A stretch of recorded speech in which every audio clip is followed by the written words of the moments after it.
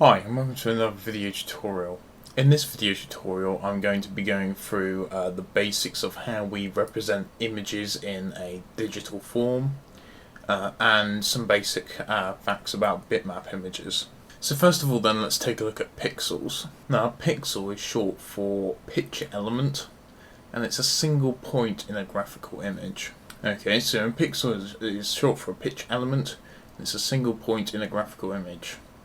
Or in other words, it's the smallest controllable element in a graphical image displayed on a display device such as a computer monitor. This is the smallest controllable element in a graphical image displayed on a VDU, or a visual display unit. So let's take a look now at how images are displayed on VDUs, visual display units. So visual display units can be a computer monitor or any type of screen or display that you may have. So VDUs display images by dividing the display screen into pixels arranged as columns and rows.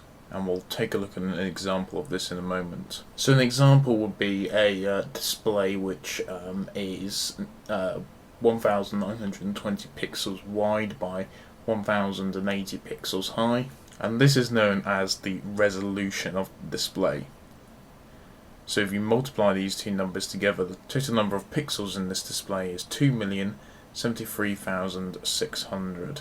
So let's take a look now at the basics of bitmap images. So a bitmap image is one method of storing graphics in a digital form.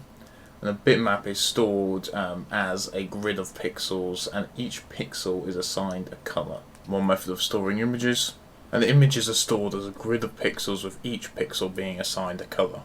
So the way this works then is, when a grid of thousands of pixels is used to create a bitmap, the human eye can't tell that it's a grid of pixels and perceives it as a real life object.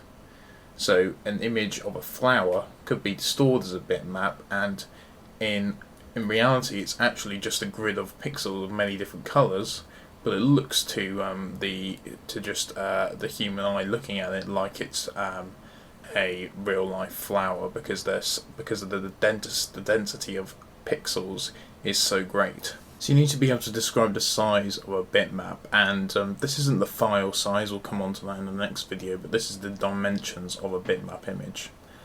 And the way we describe the size of a bitmap is simply by recording the number of pixels wide it is and the number of pixels tall it is. So the size of a bitmap is recorded as the width multiplied by the height. So an example of this might be if we had a bitmap image that was 900 pixels wide and 600 pixels tall.